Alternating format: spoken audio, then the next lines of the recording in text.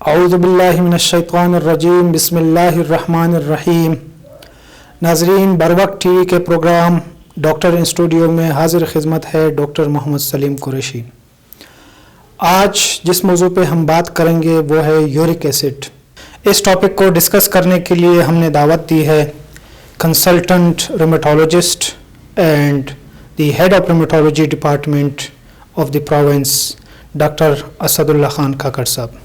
Welcome doctor Asad Ullah. Thank you doctor Saleem for this invitation. اچھا doctor Asad صاحب، uric acid کیا ہے؟ ڈاکٹر سلیم، یورک ایسڈ اپنے آپ میں کوئی بیماری نہیں ہے۔ ہمارے جسم میں پروٹینز یا لحمیات گوشت کے ٹوٹنے سے ایک کیمیکل بنتا ہے جو نارملی باڈی سے یورین کے ذریعے نکلتا رہتا ہے۔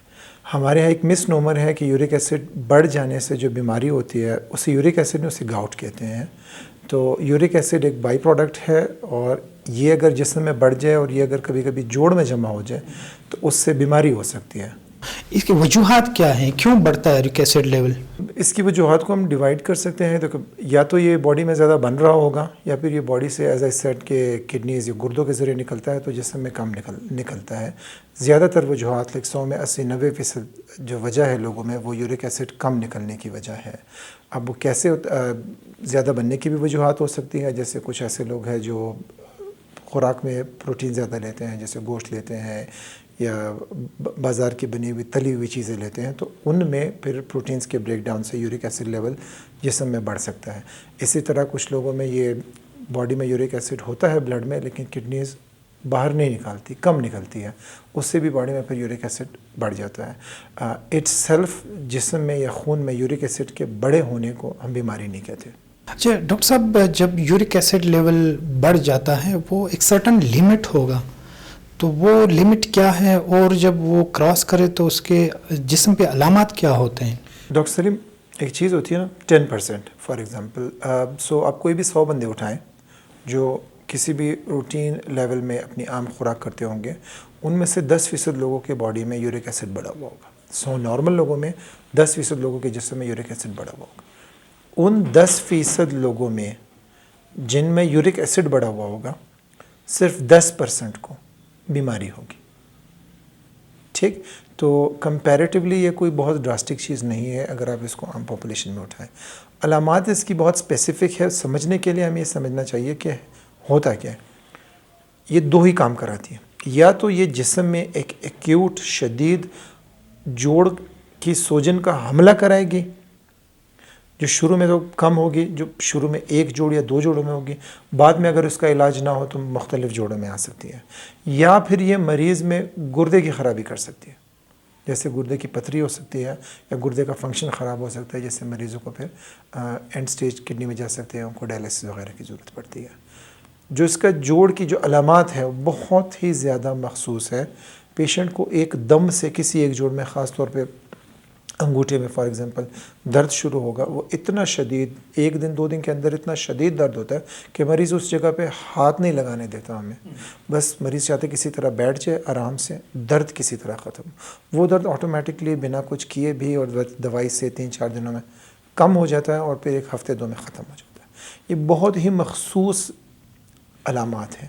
اس کے علاوہ اگر کچھ درد ہو رہا ہے جسم میں، وہ یورک ایسڈ نہیں ہے۔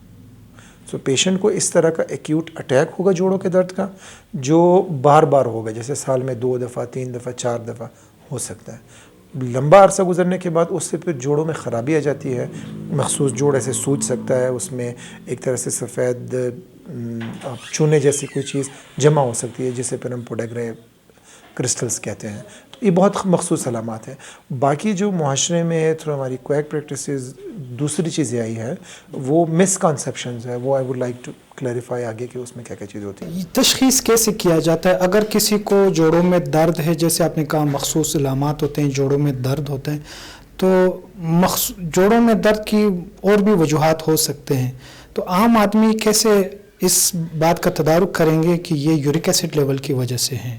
یورک ایسڈ کے بیماری کی تشخیص کچھ اور ہے۔ ایک ہے یورک ایسڈ بڑے ہوئے، اس کے لیے تو ہم بلڈ ٹیسٹ کراتے ہیں کہ خون میں سمپل سا ٹیسٹ ہے آپ کا یورک ایسڈ کتنا ہے، اگر وہ میلز میں 7.5 یا 7 سے اوپر ہے یا فیمیلز میں 6.5 سے اوپر ہے تو اسے ہم کہیں گے جسم میں یا خون میں یورک ایسڈ کے بڑے ہونے کا.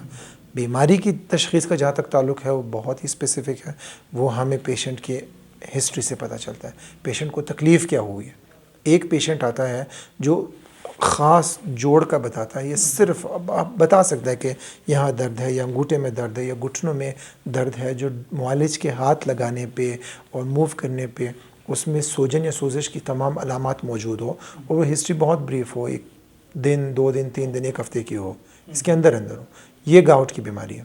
یا پیشنٹ ہسٹری دے تو مجھے اس طرح کے درد ہوتے رہتے ہیں جو 1-2 دن تک ہوتے ہیں, پھر کم ہو جاتے ہیں, پھر غائب ہو جاتے ہیں, پھر سے اسی شدید حالت میں آ جاتے ہیں. یہ اس کی صحیح تشخیص ہے, ٹھیک ہے, گاؤٹ یا یورک ایسڈ کی بیماری کی. معائنے پہ پتہ چل جاتا ہے. کبھی کبھی بہت سسپیشس کیسز میں ہم الٹرا ساؤنڈ کروا سکتے ہیں, بہت دفعہ ہمیں سوئی ڈال کے جوڑ سے کچھ فلوئڈ نکالنا پڑتا ہے, پھر اس کا خود بھی نہیں معائنہ کرتے ہیں. تو ملٹیپل لیولز ہیں جس سے ہمیں اس کی ڈائگنوسس کا پتہ چلتا ہے. لیکن میں بات کر رہا ہوں کہ ایکیوریٹ یا صحیح گاؤٹ کی بیماری کی تشخیص. اس کے مقابلے میں پیشنٹ کے نان اسپیسیفک سمٹمز جو چلتے آتے ہیں وہ اگر آپ یورک ایسڈ کے بڑے ہوئے لیول کے ساتھ ملائیں گے تو میرے حساب سے وہ یورک ایسڈ کی گاؤٹ کی صحیح تشخیص نہیں. اچھا یہ بتائیں کہ مطلب روک تھام کیسے کیا جائے؟ وہ انگلش کا محاورہ ہے کہ prevention is better than cure. Doctor Saleem, coming back to my first stance, پہلے تو آپ یہ سمجھیں نا کہ ہر بڑا ہوا یورک ایسڈ گاؤٹ ہے ہی نہیں, ٹھیک.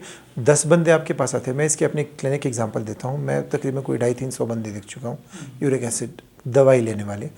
اس میں صرف 20 ایسے مریض تھے جن کو ایکچولی یورک ایسڈ کم کرنے کی دوائی کی ضرورت تھی. مطلب آؤٹ آف 200 مریض, 200 سے اوپر تقریباً 250-260 پیشنٹس ہیں جن کا میں علاج کر رہا ہوں, ان میں صرف 20 ایسے مریض ہیں جن کو گاؤٹ کی بیماری ہے. باقی کہ میں نے دوائی روکی ہے. تو پہلے تو صرف معاشرے میں ہمیں یہ ایجوکیشن دینی ہے کہ یہ اتنی کامن نہیں ہے کہ بندے کو جہاں درد ہوا تو آپ نے پیناڈول کی طرح سمجھ لیا کہ آپ کو یورک ایسڈ کی بیماری ہے. ایسا نہیں ہے. پھر ایک خاص مریض کو اگر پتہ چل جائے, اس کی ہسٹری ایسی ہو کہ اس کو بار بار گاؤٹ کے اٹیک ہو رہے ہوتے ہیں, اس میں پھر تدارک میں ایز آئی سیڈ کہ آپ 2 کام کر سکتے ہیں. نمبر 1, آپ مریض کے جسم میں یورک ایسڈ بننے کی وجہ کم کر سکتے ہیں. وہ ڈیفینیٹلی اس میں ہماری خوراک بہت اہم حصہ ہوتی ہے, جسے ہم ریڈ میٹ کہتے ہیں, وہ ہوتی ہے. بازار میں جتنا کچھ ملنے والا ہے, کاربونیٹڈ ڈرنکس ہوتی ہیں, اس طرح بازار میں بننے والے جوسز اور کوئی بھی چیز جو ریڈی میں بک رہی ہو اور وہ گوشت کی ہو, یہ ایک طرح سے یورک ایسڈ لیول بڑھاتی ہے.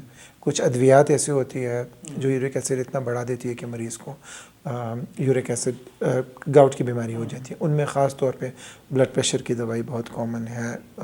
کچھ اور ادویات بھی ہوتی ہیں اس کے ساتھ.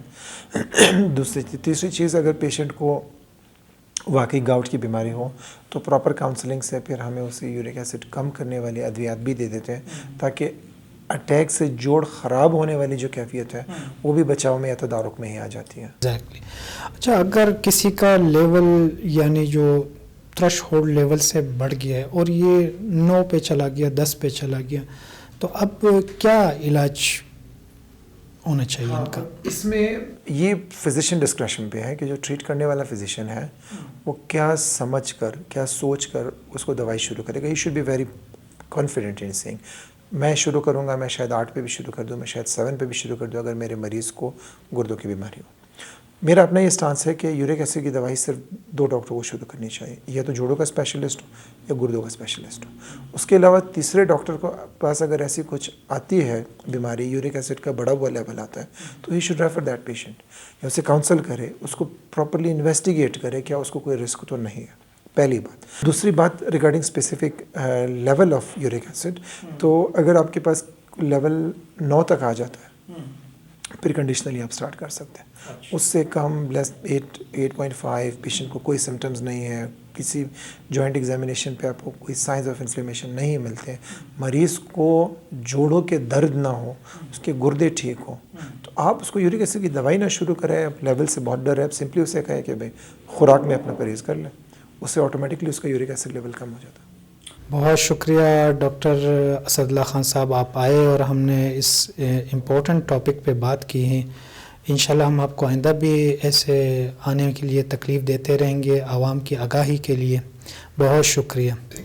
یہ تھا ناظرین آج ہمارا پروگرام یورک ایسڈ لیول کے حوالے سے. انشاءاللہ نیکسٹ پروگرام میں دوبارہ حاضر ہوں گے. تب تک کے لیے اجازت. اللہ حافظ.